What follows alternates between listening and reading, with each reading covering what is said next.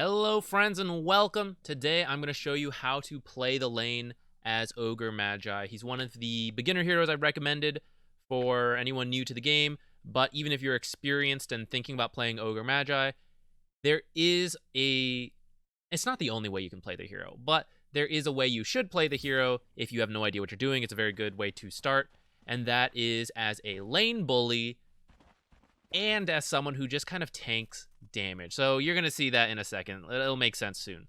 Now let's talk about items real quick. So I bought 4 tangos, 2 sets, and I shared 2 with the mid, very standard. Orb of Venom and mangoes. Let's hold on these. Let's talk about why Ogre's a good lane bully. 1, he has really high armor. 7.3 starting armor. If you're new, it's an arbitrary number to you. That's pretty high. Most heroes do not have this much armor at the start of the game, which means he reduces all the physical damage done to him by 30%, and that's quite a lot. Some people start with like 1 armor and have like 5% physical resistance reduction, and that's not very much. The other reason he's great at tanking damage is his base health regen. So I actually have 2 mangoes here, but his default regen is 5.6, and that is so much. Again, an arbitrary number if you're new to the game. Even experienced players don't pay too much attention to this unless they are pretty hardcore. But you should. It's something overlooked, and I'm highlighting it for you here. Most heroes have around 2. Sometimes a little less, sometimes a little more. So, Ogre Magi has the combined... Like, it takes 2 to 3 heroes to match what his base regen is. What that means is that when you combine these 2 things, the high armor and the base armor regen, with the third factor of being a melee hero, it means he has a 50% chance to block 16 damage every time he's attacked. On average, that's 8 damage each attack. But let's say someone has like 50 damage. It means it gets reduced by 16, 50% of the time, and then you multiply that by 70%, and that's the actual damage Ogre takes, which is not a lot. I'll put up the math here. And then he regenerates that damage in about 7 seconds. Ogre Magi can take 1 auto attack every 7 seconds and not care. That's kind of absurd, guys. Oh, it's not totally absurd because it is balanced in the game of Dota. It's just the way you play the hero. So, if you look at the items, you want to hit people. You just win right-click trades because of what we said. High armor, high base regen, damage block because you're a melee hero. The Orb of Venom, we don't care so much about the damage it applies, but the move slow. It allows you to just keep hitting people, so once you're on top of them, they are forced to fight you, which is good for you because we just said you win those kind of right-click fights, or they have to run away slower, and you got to hit them a couple extra times. So that's why Orb of Venom tends to be really good. If you're against 2 ranged heroes, I'd probably do something like a Windlace instead, because you just have to close the gap faster, and you're not so worried about slowing them. It's about actually getting on top of them from afar that matters. When it's a melee hero, you're much more likely to get on top of them because they kind of have to get last hits and stuff. Then the 2 mangoes, it's because you have no mana pool, and you get more HP regen. So we said 5.6 was absurd, so now we add an extra 1.2, and now you're regenerating like every few seconds an auto attack, and that's kind of crazy. So I start hitting this Tidehunter just because he walked up here, and we're on top of each other. So you see, because he's slowed, I get to hit him. That's why I used Ignite. A common mistake I see is that people just throw out Ignite for damage, or they throw it out really far away. You want to try to be on top of the target before using it, and I decided to use it in this case because it was the start of the game, so I have time to regenerate some mana, but I know that if I really need to cast Ignite, I have to mango, so I don't feel too worried about having to save mana. Now I'm making use of my passive mana regen without, without really being worried about having enough mana for the laning stage, because there's still time before the lane actually begins, and look, I'm already regenerating more. Not that much, because Ogre's isn't that high, but some. So I'm tanky, so I'm going to run in for the rune. I get stunned, still somehow get it.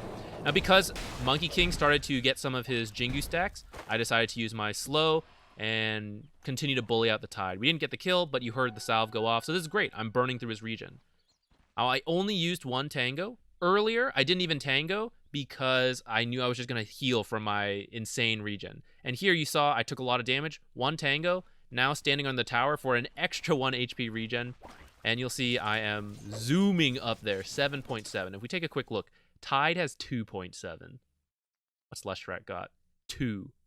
And this is 2 with with the mangoes. So Leshrac has really bad base HP regen. So that's why I can do this kind of trade. And as long as I'm on top of him, I'm winning all of these. Even though we have a similar attack damage, I have the damage block from being a melee hero, and I have far better armor and HP regen. You see I'm taking a lot of free right clicks because I'm a melee hero, he's ranged. And it's not a big deal. Look, I'm just regenerating all of it. Yeah, I had to use a tango this time.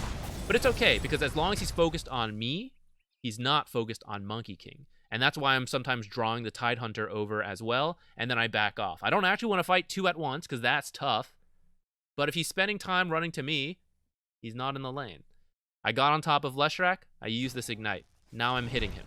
He can't really stand and trade, so look, he has to keep running away. Tries to stun Monkey King to save the courier, but then I just get to, I get the kill. Now Monkey King should actually be farming here. This is just a casual, unranked game with some friends. So it's not the highest tier of perfect play, but I think it still shows a lot of what we need here. So look, he can't fight me. He's forced to run away. I see Monkey King is once again close to his 4th Jingu stack, so I apply the slow and almost get him again, but we back off. Took a tower hit, so I decided to use the next tango. I don't want to sit too low. If I'm too low, then they might actually just beat me in a trade if they fight, because even though I'm trading more effectively, if I have 300 health and they're full health, and we just sit there hitting each other, I might do more damage overall, but they're still going to kill me first. So I can't be too low, but I don't have to be like full health. So that's why I'm not always like eating all my tangos right away. Every time, so this Leshrac, he's making a mistake. You've noticed I caught him at these trees several times. That's what melee heroes want to do. You want to weave through the trees, and then if you're on top of the ranged hero, this is fantastic. The whole advantage of being a ranged hero is keeping your distance. So if you happen to sneak up on him, it's perfect. You want to keep that distance, you hit him. That's what the Oov is for. That's what the Ignite slow is for. That's when I'm using it.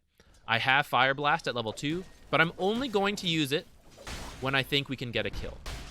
So you see I sneak up on Tide, I hit him, but Leshrac's behind me, and the creeps are coming. So I don't want to tank all of that. I don't want to tank 2 heroes and a full creep wave. I'm tanky, but not that tanky, so we just back off. And the 2 heroes wasted time running at me. Monkey King is free farming this whole time. So now I'm going to start running out again. I'm going to start poking Leshrac. It's easier to poke Leshrac because Tidehunter has damage block, and I don't actually hurt him. I should have switched my attention to this Tidehunter a little sooner. So now, because I thought we might try for a kill there, I ate my mango to use Fire Blast to stun him, but then I kind of misclicked it, guys. And I should have just done it sooner. I was a little focused on the Leshrac. I didn't really expect to go for a kill. I just kind of wanted Monkey King to farm and to push people away. Get this D ward because earlier when I ran to that Tidehunter, I clicked him and I saw he had a ward. Bought this stick because Tidehunter casts a lot of spells. I'm not too worried about this itemization stuff later for you guys. Usually you might have to buy more mana regen because Ogre Magi burns through it all, but the magic stick covers that. You won't always be in a lane where you need to buy a fast magic stick, so some other items you might purchase are maybe just another mango, maybe a clarity, maybe any more health regen you might need if you've burned through yours. Because our goal here is just to tank damage. So like I even run in to try to get hit by Diabolic Edict instead of Monkey King, and then we both get out. This is fine because Leshrac used all... He had to pay the full mana cost to use the spell, but then he only did a little bit of damage. So here, I'm always running in. Look, I'm going to go chase this Tide. I don't care that I'm taking these extra hits from Leshrac. Look, I heal it all, like, almost in between each auto attack. Tidehunter forced to run away in circles a little bit. So I'm not totally pushing them off the lane. They're still getting some XP, some last hits. But you see how much time I am wasting of theirs. That he'd rather just stand there and trade, usually, maybe against the Monkey King, not so much. Tried to stack here, wasn't fast enough for it. Monkey King went up a little bit too far while I was checking there, so I decided to run in and help. Now Leshrac walked in a little too close, so now I'm going to stun. Now I'm trying to get a kill. Now I will use the second, or the first spell, technically, Fire Blast. Ignite I used for the slow, so I can get the extra damage. This time, I want the kill, so I use both.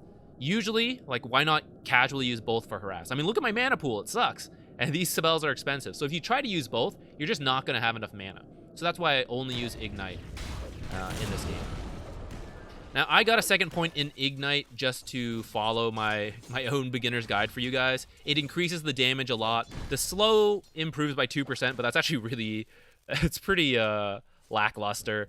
But the damage goes up a lot because it goes up an extra second, but the burn damage also increases.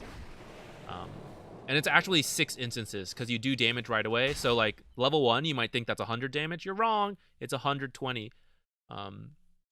So for level 2, you might think that's 180 damage. Nope, 210 damage. So the scaling on damage on Ignite is not bad, but the multicast for Ignite is not so good. So that's why a lot of people tend to max Ignite. But for you guys who end up playing the laning stage quite long, I think getting more points in Ignite for the extra damage and a little better slow is nicer. It doesn't change the mana cost. Fire Blast does, but also lowers the cooldown. That's why it's usually good to max this first. But I think a second point in Ignite is pretty nice for the laning stage, and then we're not going to get more after that. So I run here for the rune. Can't really... I get stunned, so I don't get it this time. But because he's right on top of me, I am going to hit him with the second point in Ignite, or the level 2 Ignite, and punch him there a couple times. You see how much damage he took. This is laning with Ogre. So we're going to run back in. I saw Leshrac running up here, but I also saw the creeps coming in, so I'm going to take care a second. Don't want to accidentally aggro them. There he is, so I'm going to run at him. Gonna hit him? Nope, not going to hit him. Just going to push him back. I wanted to meet my courier, so I didn't accidentally ruin that. Looks like I am going to stack now. Played this a few days ago. Can't quite remember. So this is a great time to use your Clarity. Ogre's mana pool is pretty bad, so a Clarity does pretty much give you full mana. But it does require you to be out of the lane for 30 seconds. That's why it's not...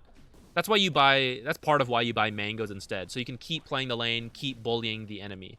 I, like, messed up this timing a bit. Oops.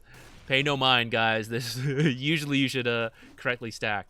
But, so that's why I've been buying more mangoes, and I even bought another one. But a Clarity is also not bad, so that when you... Maybe you do successfully get a kill, maybe you do zone them out, like we have in this game. Now it's like time to do pulls, and now you can Clarity up. I also bought a Windlace just to have a bit more move speed. I didn't quite have enough for boots and mana regen, so I bought my mana regen consumables, and then I bought the Windlace. The Windlace will help me close down the distance on Leshrac, who is ranged and fast, and that way once I get on top I can win the trade. I dropped the sentry there because I thought there's no way I messed up that stack. It must be blocked. But no, I just messed up. So I see the Leshrac, I ping him. Where'd he go? Oh, here he is. So I apply the slow because we're going for a kill. Apply the stun. I was trying to not to get stunned and was getting ready to body block him, but he just moved in another direction.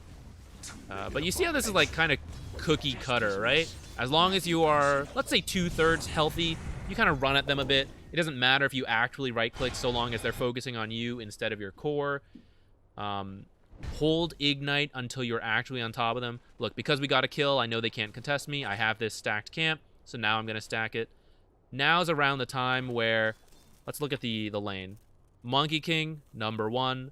I am at the bottom with Leshrac, but that's fine. I'm a 5 position, so Leshrac's even lower than me. That's actually really good. Look at Tide. He's down here too. They're having a really rough time. Now, admittedly, Monkey King is a pretty good matchup against Tide, so this was already going to be a tough lane. But if I say so myself, I do think this is what you should do on Ogre, especially if you have some weaker laners. You just draw their attention. Of course, it's great if you get successful trades, and you're going to look for that too. But even if you don't, if you just make them hit you instead of your carry, you are making space and letting your carry have the time to free from trying to steal like a the item from Storm. But I think this is a good time to end the video here. I am close to the point where I am about to leave this lane. So I did leave a ward down here, and I see Tidehunters up here again, so we're just looking for the kill.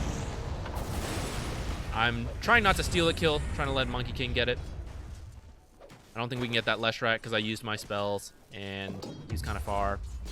Now I decide to TP up here because I think this was a stack. I thought maybe we could fight here. But yeah, I think we'll stop the video here because it's just about the laning for Ogre Magi.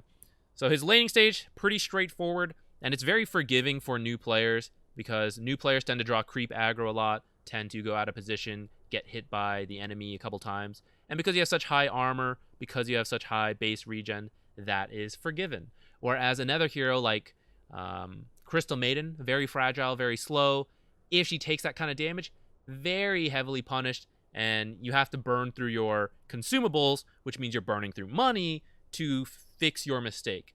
But Ogre Magi, here I'm trying to show you, like, we're trying to use those to our advantage and attack them, but at the same time, even if you're not using it to your advantage and you're just, like, making mistakes, Ogre at least does not get completely punished for it, just because of his great stats, fantastic stats, and it's pretty fun just, like, hitting people with a club, very simple, kind of a great way to get into Dota. It's like, hey man, just run at the enemy and hit them with the club, you know, it's pretty fun, and then his playstyle later is pretty straightforward too. So, hope you guys found this helpful. Look to zone the enemies if you're playing Ogre Magi. Give it a shot, and I think you'll find it's very effective. Bye!